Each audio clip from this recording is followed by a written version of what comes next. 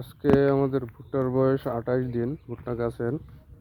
তো আমরা মোটামুটি একটা ভালো স্প্রে করে দিলাম। এখানে আবার ডবল চারা হয়েছে, খুবই সুন্দর। এখন আমরা ভুঁইয়ের সেচ টেচ দিয়ে দিয়েছি, সার দিয়ে দিয়েছি। আমরা এবার জমিতে একটা কুপাতে হবে, কোদাল দিয়ে কুপিয়ে আগাছাগুলো মোটামুটি সব ক্লিয়ার করে দিতে হবে। দুই পাশে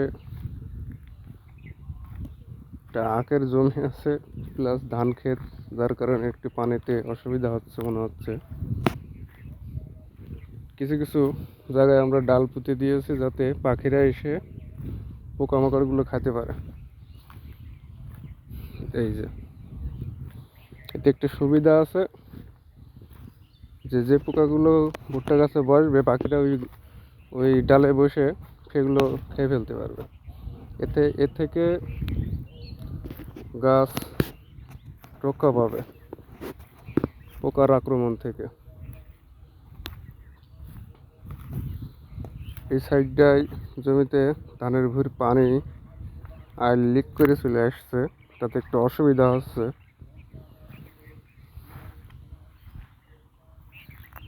তারা গ্রোথ ইনশাল্লাহ আমাদের ভালো আছে,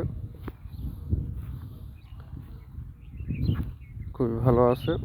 পাশের জমিতে গম আছে,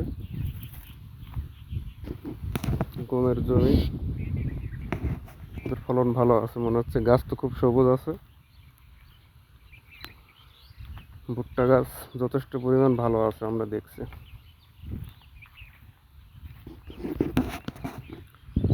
মোটামুটি আমরা বিকালে স্প্রে করলাম যাতে পোকা আক্রমণ বিকালেই বেশি হয়।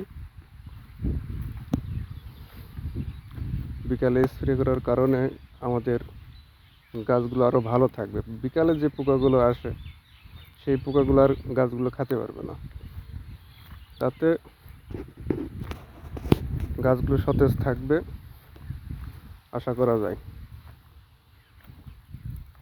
আমরা এখানে একটা গাছ দেখছি, এই গাছটা লাল হয়ে গিয়েছে। দেখা যাক এর বয়স বাড়তে বাড়তে কী অবস্থা হয়। আমরা সমস্যাগুলো চিহ্নিত করে তার সঠিক ওষুধ প্রয়োগ করব। কিছু কিছু গাছ খুবই ভালো আছে, আমাদের গাছের গ্রোথ যথেষ্ট পরিমাণ ভালো আছে। শুধু আমরা দেখছি দু একটা গাছ লাল হয়ে গিয়েছে। তো বড় হতে হতে দেখা যাক কী অবস্থা হয়, প্রয়োজনীয় পদক্ষেপ নিতে হবে।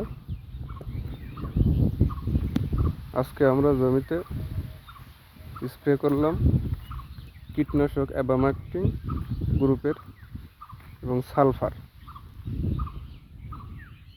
এই চারাটায় আমাদের একটু সমস্যা হয়েছে, আমরা দেখছি এই চারাটা একটু সমস্যা হয়েছে। আমরা স্প্রে করে দিয়েছি, এখানে পোকার আক্রমণে গাছের পাতাগুলো নষ্ট হয়ে গিয়েছে। ইনশাল্লাহ এটা ঠিক হয়ে যাবে।